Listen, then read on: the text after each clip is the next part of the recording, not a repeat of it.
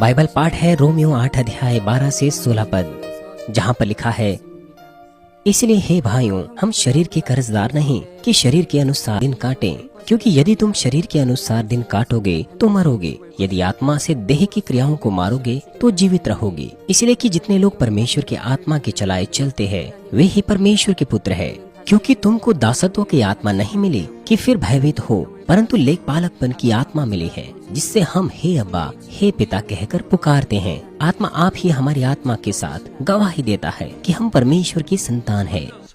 सबसे पहले पवित्र आत्मा की आवाज किस तरह से सुनी जाती है? पहला मामला, यह वह स्थिति होती है जब पवित्र आत्मा हमें परमेश्वर का वचन याद दिलाता है जो हमने पहले सुने हैं। बाइबल में परमेश्वर के तमाम वचन, प्रभु के वचन, वो सत्य है। ये पवित्र आत्मा की आवाज है। दूसरा मामला, पवित्र आत्मा की आवाज को सुनना तब होता है जब पवित्र आत्मा हमें कुछ विशेष तौर पर हमारे हृदय में बताता है। तो फिर आप किस प्रकार से पवित्र आत्मा की प्रेरणा पा सकते हैं? कुछ समय तक प्रार्थना में पुकारने के बाद मैं शांति से प्रार्थना करता था प्रेरणा को प्राप्त करने के लिए। मसीह में प्रिय भाइयों और बहनों और GCN टीवी दर्शकों और मानवीन टीवी दर्शकों,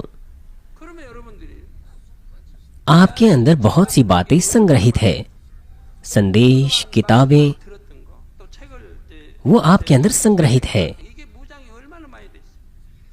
क्योंकि आपने बहुत सी बातों को अपने अंदर संग्रहित किया है। इसलिए आपके अंदर ऐसी बहुत सी बातें हैं जो आपको बाहर निकालनी हैं। इसलिए यह समय उन्हें बाहर लाने का है। कैसे? एक बार यदि किसी पाठ का शीर्षक या संदेश आपको दिया जाता है तो पवित्र आत्मा उसे हजारों हजारों संदेशों से, दर्जनों किताबों में से और वो चीजें जो आपके अंदर संग्रहित है उनमें से निकाल सकता है। पवित्र आत्मा बिल्कुल सटीक चीज उससे संबंधित बाहर ला सकता है। ये वो तरीका है जिसके द्वारा पवित्र आत्मा आप में कार्य कर सकता है। पवित्र आत्मा सटीक तौर पर उसे बाहर निकालता है।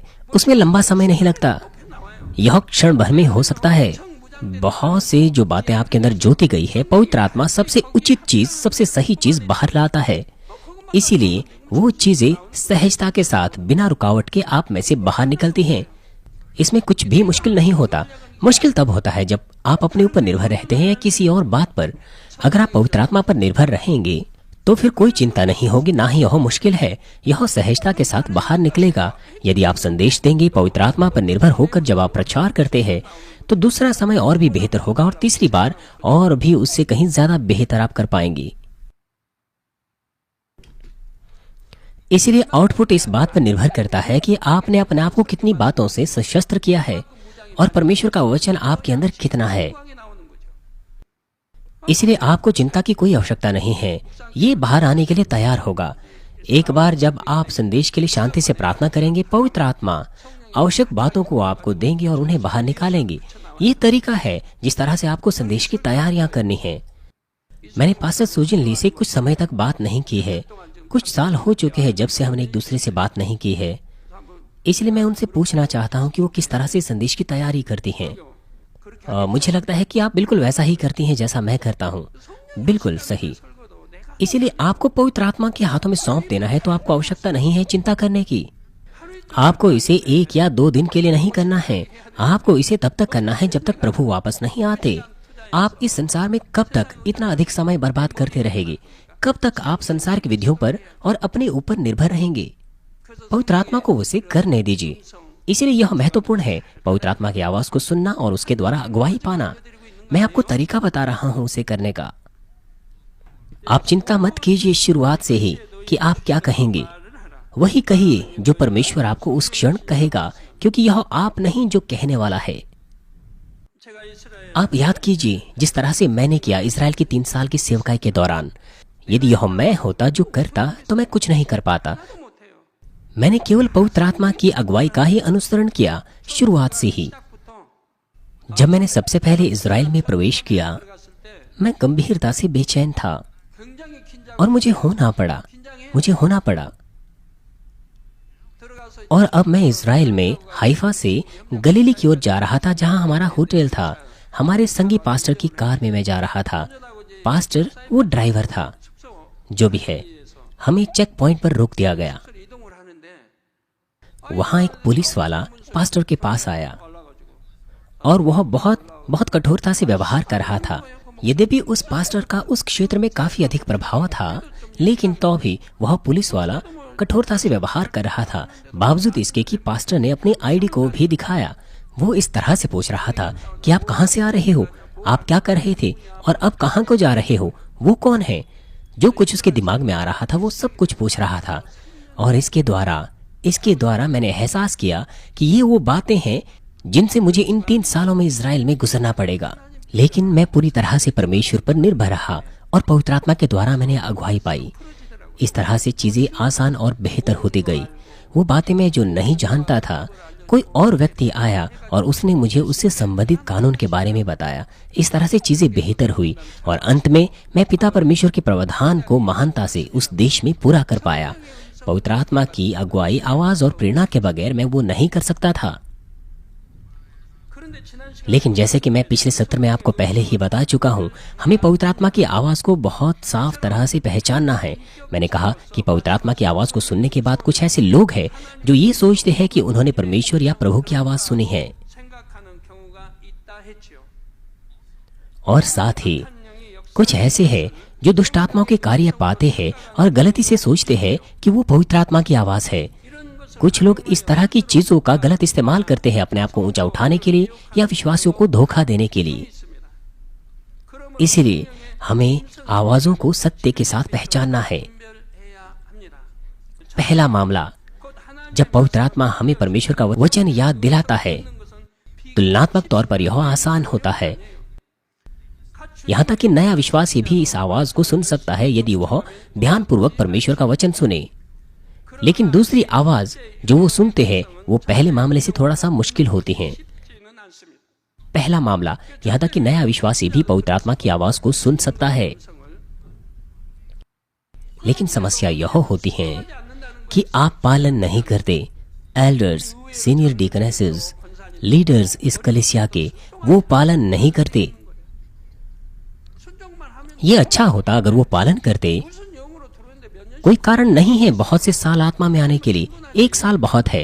लेकिन क्यों बहुत साल लगते हैं संपूर्ण आत्मा में आने के लिए? 2 या 3 साल बहुत है, कोई कारण नहीं है। जैसे कि 10 या 20 साल, यहाँ तक कि 30 साल लेने में। समस्या यह है कि आप पालन नहीं करते। चाहे कितना ही बार बार मैं आपको क्यों ना सिखाऊं, लेकिन आप पालन नहीं करते। पवित्र आत्मा की आवाज को सुनने का पहला मामला वो आसान होता है। उदाहरण के लिए, महिला और पुरुष साथ मिलकर उन्हें कार में नहीं बैठना चाहिए। ये परमेश्वर का वचन है जो सीधे तौर पर इस कलीसिया को शुरुआत से ही दिया गया है, लेकिन लोग ऐसा ही करते हैं। क्या अर्थ है इसका? वो पाप करेंगे, वो धोखा खाएंगे। और आपने सुना है कि विश्वासी भाइयों के बीच में कोई व्यापार ना करें, बहुत बार आपने सुना है, लेकिन आप ऐसा ही करते हैं। अपने ही भलाई के लिए, अपने फायदे के लिए आप नहीं सुनते। आप नहीं सुनेंगे यह जानते हुए कि आप उल्लंघन कर रहे हैं। अपने ही फायदे के लिए, चाहे कुछ भी क्यों ना हो, आप वैसा ही करते हैं। मान लीजिए अगर आपकी कोई दाहिने गाल पे मारे किसी भी कारण से, तो आपको बायां भी उसकी ओर देना है, लेकिन आप ऐसा नहीं करते, वरन आपको गुस्सा आता है, आप उल्लंघन करते हैं। पवित्र आत्मा आपके लिए कार्य नहीं करता। वो कार्य करता है ये कहते हुए कि अगर आपके कोई बाहिने गाल पे मारे तो दायां भी दे दो, लेकिन आप उसे अनदेखा करते हैं। ये तरीका है आपके करने का। यद्यपि आप परमेश्वर का वचन जानते हैं, लेकिन आप उसे अनदेखा करते हैं उस आवाज को। तो फिर आप कैसे पवित्र आत्मा की आवाज सुनेंगे? चाहे बड़ी हो या छोटी हो, आपको पालन करना है। तो फिर आप पवित्र आत्मा की आवाज को साफ तौर पे आधे साल में या 1 साल में सुन पाएंगे। यदि आप केवल पालन करें तो फिर पवित्र आत्मा आपकी अगुवाई करेगा। लेकिन क्योंकि आप पालन नहीं करते, इसीलिए अंत में आप पवित्र आत्मा की आवाज को बिल्कुल नहीं सुनते। ये सब आपकी अनाज्ञाकारिता के कारण है। यह सब आपकी अनाज्ञाकारिता के कारण है। इसीलिए दूसरे मामले में जो आवाज है, वो जिनके हृदय में सत्य रहता है, वो जिन्होंने पापों को दूर किया है और पवित्र हो गए हैं, वो साफ तौर पर सुन सकते हैं। सत्य का वचन वो आप में है, उस सीमा तक जिस सीमा तक आप असत्य को दूर करते हैं और अपने हृदय में सत्य को जोतते हैं। और फिर आप पवित्र आत्मा की आवाज को सुन सकते हैं और अगुवाई पा सकते हैं पवित्र आत्मा के द्वारा। सत्य के वचन की उसी सीमा में जो आप में जोते गए हैं, उसी सीमा में आप सुन सकते हैं। उदाहरण के लिए, अगर आप गुणा नहीं जानते तो आप गणित नहीं कर सकते। बिना गुणा के आप गणित नहीं कर सकते। आप साधारण अंक गणना कर सकते हैं, लेकिन उससे बढ़कर नहीं कर सकते। यदि आप सूत्र नहीं जानते, आप समस्या का हल नहीं निकाल सकते, आप गणित नहीं कर सकते। केवल जब आप उसे याद करेंगे तभी आप समस्या का हल निकाल पाएंगे। इसी प्रकार से अगर बातें आपके अंदर जोती नहीं गई है, तो फिर आप कैसे दूसरे मामले में पवित्र आत्मा की आवाज सुन सकते हैं? आपके हृदय में जोते हुए स्तर के अनुसार ही आप पवित्र आत्मा की आवाज को दूसरी बार सुन सकते हैं। अपने हृदय में जोते बगैर पवित्र आत्मा की आवाज को सुनने का कोई और तरीका नहीं है। हम अंताकिया की कलीसिया के कार्यकर्ताओं को देख सकते हैं। उन्होंने पवित्र आत्मा की आवाज को सुना जब उन्होंने अपने आप को उपवास के साथ पवित्र किया। मसीह में प्रिय भाइयों और बहनों, और अब पवित्र आत्मा के द्वारा विनती का क्या अर्थ है? ये तब होता है जब पवित्र आत्मा हमारे हृदय में हमारे हृदय को प्रभावित करता है कि हम कोई विशेष कार्य करें।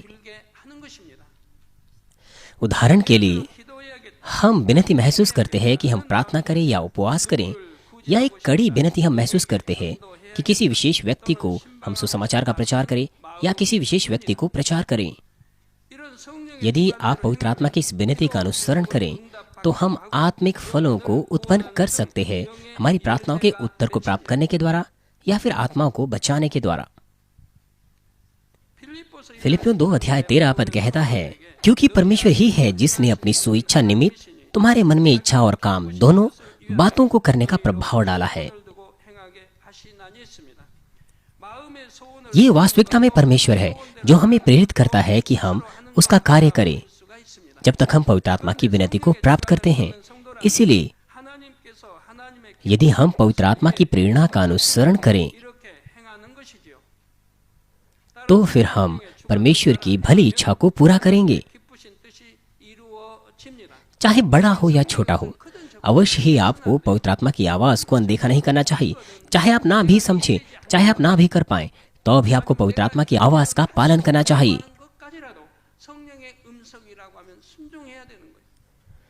जब आप एक एक करके पालन करते हैं तो हमारे पिता परमेश्वर प्रसन्न होंगे।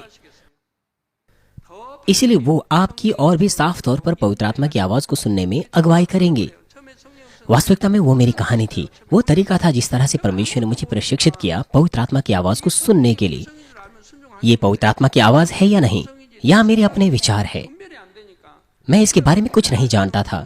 इसीलिए परमेश्वर ने मुझे ऐसे कुछ अवसरों से गुजरने दिया कि मैं इसे पहचान सकूं। फिर मैं पहचान पाया कि ये पवित्र आत्मा की आवाज थी, वो मेरा अपना विचार था और मैं पालन कर पाया। और उस समय के बाद मैं पूरी तरह से उस आवाज का पालन कर पाया और फिर कोई अपवाद नहीं रहा। एक बार जब मैंने विनती पाई, मैंने पूरी तरह से उसका पालन किया। मैंने इस प्रकार से नहीं कहा कि ये तो नहीं हो सकता, ये तो मुश्किल है, ये तो असंभव है। बजाय इसके मैंने केवल पालन किया और उस प्रकार से मैं देख सकता था कि यहाँ तक कि असंभव भी संभव हो गया। वो बातें जो असंभव लगती थी मेरे विचारों में, वो संभव हो गई जब मैंने पालन किया। छोटी चीजों से लेकर बड़ी चीजों तक मेरा प्रशिक्षण हुआ और मेरा विश्वास बढ़ता गया। और जब मैंने बड़ी बातों का पालन किया तो मेरा विश्वास बड़ा और बड़ा उसके अनुसार होता गया। इस कलीसिया की शुरुआत से पहले जब मैंने किसी व्यक्ति की बीमारी के लिए प्रार्थना की तो प्रार्थना को ग्रहण करने के तुरंत बाद वो व्यक्ति ठीक हो गया। यह है अंतर अब में और तब में। और उस वक्त कोई भी पवित्र आत्मा की निंदा नहीं कर पाया, कोई भी कोशिश भी नहीं कर पाया मुझे मारने की। हालांकि आजकल के दिनों में ऐसे बहुत से लोग हैं जो ऐसे हैं, लेकिन उस वक्त उन दिनों में जो लोग मेरे पास आते थे वो भले हृदय के लोग थे। मैं मुश्किल से एक सेमिनरी कक्षा का विद्यार्थी था, लेकिन वो मेरे पास राय लेने के लिए आते थे। वो मुझ पर भरोसा रखती थी। इसलिए हर कोई चंगा हो जाता था एक ही प्रार्थना से। हालांकि वहां पर एक आपत्तिजनक मामला भी था। वहां पर एक महिला थी जिसकी मांसपेशियां नहीं चल पाती थी। परमेश्वर ने मुझसे कहा कि मैं 21 दिनों तक उसके लिए प्रार्थना करूं। इसीलिए कक्षा खत्म होने के बाद मैं चर्च में आकर रुक जाता था और संदेश देता था और उसके लिए प्रार्थना करता था 21 दिनों तक। और 21वें दिन वो चंगी हो गई। आज भी ऐसे ही हैं। यदि आप सचमुच अपने चरवाहे पर भरोसा रखते हैं, विश्वास करते हैं, तो केवल एक ही प्रार्थना के द्वारा, 2 या 3 बार नहीं, केवल एक ही प्रार्थना के द्वारा वो जो भले हृदय के लोग हैं, जो वास्तविकता में परमेश्वर से प्रेम रखते हैं, जो विश्वासघात नहीं करेंगे चंगाई पाने के बाद, तो परमेश्वर एक ही प्रार्थनाओं से उन्हें चंगा करेगा। इसलिए यदि हम पवित्र आत्मा की विनती का अनुसरण करते हैं तो परमेश्वर की सुइच्छा पूरी होगी। उदाहरण के लिए प्रेरितों के काम 16 अध्याय 6 पद में प्रेरित पौलुस कहता है कि पवित्र आत्मा ने उसे सुसमाचार का प्रचार एशिया में करने से रोका। पवित्र आत्मा ने उसे एशिया में वचन का प्रचार करने से रोका।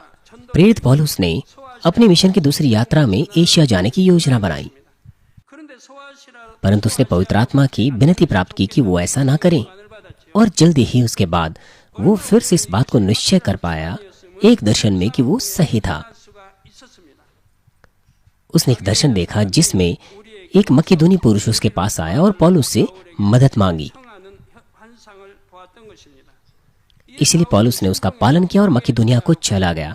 उसने वहां पर सुसमाचार का प्रचार किया और वहां पर बहुत सी कलीसियां स्थापित हुई और बहुत से लोग विश्वासी बन गए। वो तीसरे मिशन की यात्रा में एशिया गया और इफिसुस में ज्यादातर उसने सुसमाचार का प्रचार किया। पवित्र आत्मा जानता था कि एशिया में सबसे बेहतर समय कब होगा सुसमाचार प्रचार करने का। इसलिए प्रेरित पौलुस सबसे उचित समय में सुसमाचार का प्रचार वहां पर कर पाया। जब यीशु ने सुसमाचार का प्रचार किया तो कभी कभार उसने बहुत खुले तौर पर यहूदियों के बीच प्रचार किया और कभी कभार उसने ऐसा नहीं किया। उसने पवित्र आत्मा की विनती के द्वारा ऐसा किया, क्योंकि यीशु की सेवकाई 100% पवित्र आत्मा की प्रेरणा के द्वारा थी, और इस तरह से वह परमेश्वर के प्रावधान को पूरी तरह से संपूर्ण कर पाया।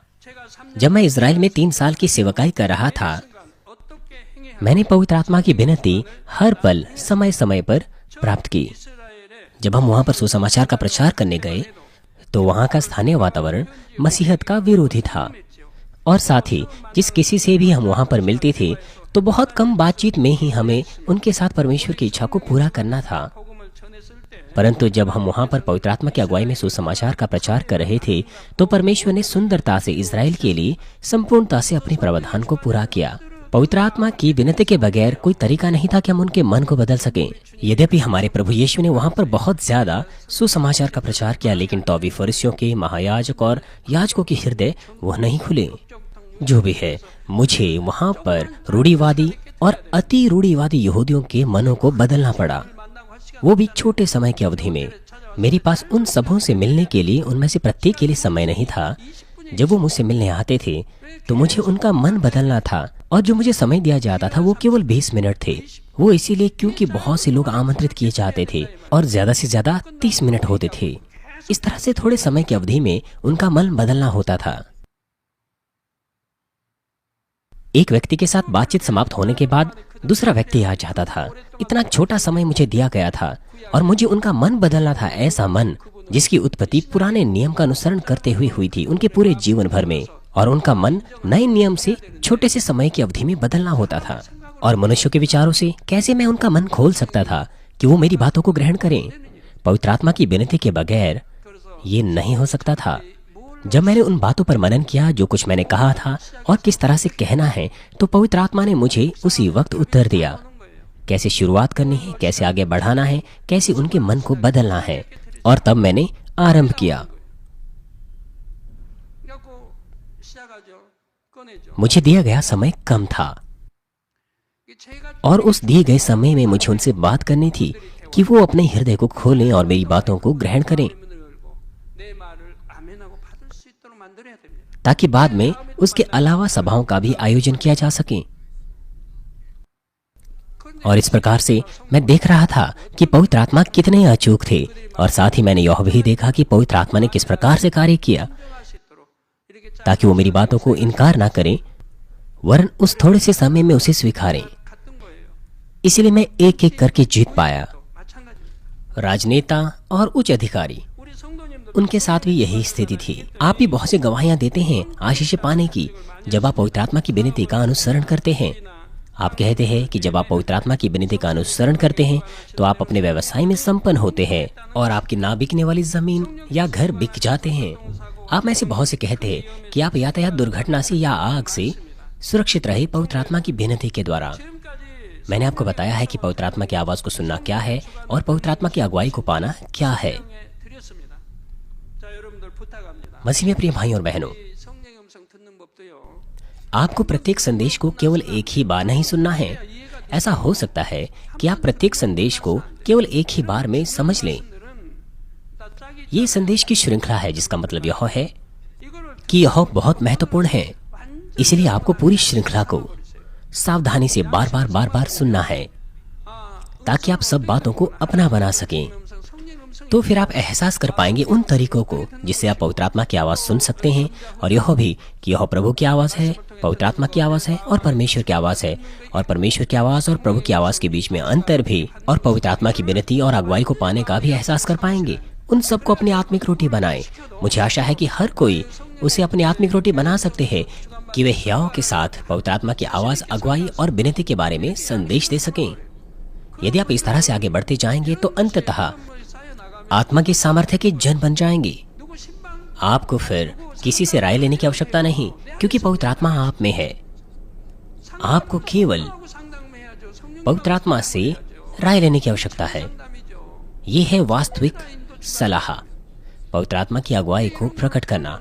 आपको केवल इस संदेश को सुनना ही नहीं है सिर्फ एक बार, वरन अपने आप को इससे सशक्त कर देना है, सशस्त्र कर देना है। तो फिर आपको परामर्श लेने की आवश्यकता नहीं। अगर आपको समस्या है तो पवित्र आत्मा से पूछिए, तो फिर उत्तर आपको मिल जाएगा। आपको किसी से सलाह लेने की आवश्यकता नहीं, आपको निराश होने की आवश्यकता नहीं। अगर समस्या है तो फिर आपको पैरिश पास्टर से मिलने की आवश्यकता नहीं। आप अपने वास्तविक सलाहकार जो पवित्र आत्मा आप में है उससे सलाह ले सकते हैं। आप इन वचनों को जो इस वक्त आप सुनते हैं, आप उन्हें ना छोड़ें, इनसे अपने आप को सशस्त्र करें। इसीलिए मैं महत्वपूर्ण बातों पर जोर दे रहा हूँ। हालांकि सब बातें महत्वपूर्ण हैं, लेकिन जो विशेष तौर पर महत्वपूर्ण है, मैं उन बातों पर जोर दे रहा हूँ। इसको अपना बनाना, इसे अपनी रोटी बनाना, तो आप आत्मा के सामर्थ्य के जन बन सकते हैं। आइए संदेश पर सोचते हुए साथ मिलकर प्रार्थना करेंगे। हालेलुया। पिता परमेश्वर, धन्यवाद आपके प्रेम और अनुग्रह के लिए। ये संदेश हम में जीवन और विश्वास बने। हम पवित्र आत्मा की साफ अगुवाई को प्राप्त करें।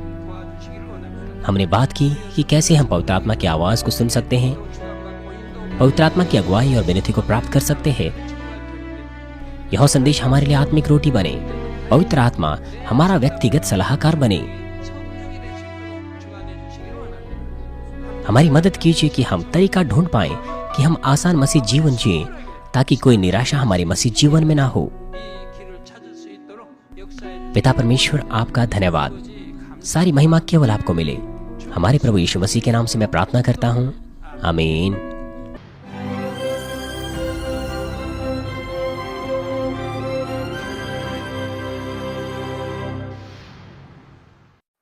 हालेलुया। सर्वशक्तिमान प्रेमी पिता परमेश्वर, कृपया अपना हाथ तमाम भाई और बहनों पर रखें जो इस वक्त यहाँ पर इस प्रार्थना को ग्रहण कर रहे हैं। अपना हाथ तमाम सदस्यों पर रखें, शाखा कलीसियाओं में और स्थानीय कलीसियाओं में, और तमाम GCN टीवी दर्शकों पर और मानवीन टीवी दर्शकों पर, और वो जो इस सभा को सैटेलाइट, केबल और इंटरनेट के द्वारा संसार भर में देख रहे हैं। उनके हृदय में विश्वास बोइए और उनके नकारात्मक विचार और शक दूर कीजिए। तमाम क्लेश और आजमाइशें उन्हें छोड़ के चले जाएं, और सिर से लेकर पैर तक उनके सभी बीमार और दर्द भरे अंगों को, अंदरूनी अंग, कोशिकाएं, उत्तक और तंत्रिकाओं समेत पवित्र आत्मा की आग के द्वारा जला दीजिए। सृष्टि की ज्योति उन पर आ जाए। यीशु मसीह के नाम से मैं आज्ञा देता हूँ, शत्रु, दुष्ट और शैतान, तमाम बीमारियां, रोगाणु, विषाणु और निर्बलताएं दूर हो। ज्योति उन पर चमके। उनके तमाम असाध्य और अंतकारी रोग पवित्र आत्मा की आग के द्वारा झुलसा दीजिए। तमाम प्रकार की महामारियां और संक्रामक रोग, मलेरिया समेत दूर कीजिए। तमाम नई और अज्ञात बीमारियां, स्वाइन फ्लू सहित उनसे दूर हो, साफ हो जाएं और वो ठीक हो जाएं। तमाम संक्रामक रोग जैसे कि जुकाम और बुखार उनसे दूर हो। पिता, उन्हें हर प्रकार के रोगाणुओं और विषाणुओं से और बैक्टीरिया से सुरक्षा दीजिए।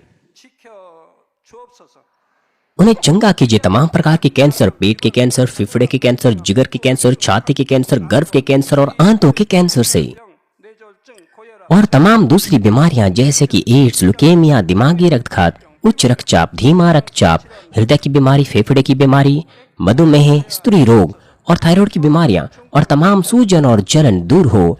पोलियो, लकवा, गठिया, हर्निएटेड डिस्क और दूसरी बीमारियों से वे चंगे हो जाएं। तमाम दूसरे दर्द उनसे गायब हो, जैसे कि पीठ दर्द, सिर दर्द और मानसिक दर्द, मिर्गी, स्वलिनता, उदासी, तंत्रिका रोग और तमाम दूसरी मानसिक बीमारियों से वे आजाद हो जाएं। तमाम प्रकार के लकवे से वे खुल जाएं, उठें, चलें और वे कूदें। वे अच्छी आंखों की दृष्टि प्राप्त करें, अच्छे सुनने की शक्ति प्राप्त करें, अंधों की आंखें खुल जाएं, बहरे सुनने लगे और गूंगे बोलने लगे।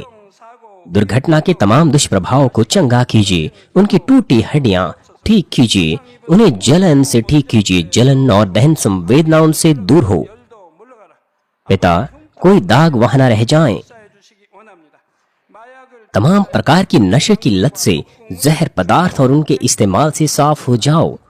पिता, मरी हुई कोशिकाओं, उत्तक और तंत्रिकाओं को फिर से जला दीजिए, मृतकों को जला दीजिए, उन्हें आशीष दीजिए गर्भधारण की। पिता, कृपया उन्हें गर्भधारण की आशीष दीजिए। यीशु मसीह के नाम से मैं आज्ञा देता हूँ, शत्रु, दुष्ट और शैतान, हवाओं के शासक, अंधकार की सेनाएं और उनके दास उनसे दूर हो। बुरी आत्माएं, अशुद्ध आत्माएं, झूठी आत्माएं, धोखे की आत्माएं, झूठ की आत्माएं, अलग करने वाली आत्माएं और तमाम अंधकार के बल दूर हो। दुष्टता के तमाम बंधन खुल जाएं, अंधकार दूर हो, ज्योति आ जाए। पिता परमेश्वर, उन्हें ताकत दीजिए कि वे प्रार्थनाओं में पुकारें, सामर्थ्य दीजिए पापों को दूर करने की और वे पवित्र हो जाएं। वो भले स्वस्थ में बने रहे जब उनका प्राण समृद्ध होता है। उनके परिवारों में भी सुसमाचार का प्रचार किया जाए। उन्हें सुरक्षा दीजिए तमाम प्रकार की दुर्घटना और विपत्तियों से और आशीष दीजिए कि वे एक संपन्न जीवन सब बातों में जीने पाएं। कृपया अपने बच्चों को, उनके घर, कार्यशालाओं और व्यापारों को सुरक्षा दीजिए पवित्र आत्मा की आग की दीवार से, स्वर्गीय सेना, स्वर्ग दूतों और अपनी धधकती आंखों के द्वारा। विद्यार्थियों को बुद्धि और समझ दीजिए और उनके हृदयों को और भी जुनून और पढ़ाई की इच्छा से भर दीजिए। उनके हृदय और मनों को संसारिक चीजों से दूर रखें और उनके हृदय में और भी परमेश्वर के लिए जोशीला प्रेम रोपी। अपने बच्चों को आशीष दीजिए और वो आपको सब बातों में महिमा दे, जो कुछ भी वो करें, चाहे वो खाए पिए या जो कुछ भी करें, वो अंगीकार करने पाए और गवाही देने पाए जीवित परमेश्वर की, यह कहकर कि मैं परमेश्वर से मिला हूं, मैंने परमेश्वर का अनुभव किया है और उससे यह आशीषें और उत्तर प्राप्त किए हैं। पिता परमेश्वर, आपका धन्यवाद, सारी महिमा केवल आपको मिले। हमारे प्रभु यीशु मसीह के नाम से मैं प्रार्थना करता हूँ, आमीन।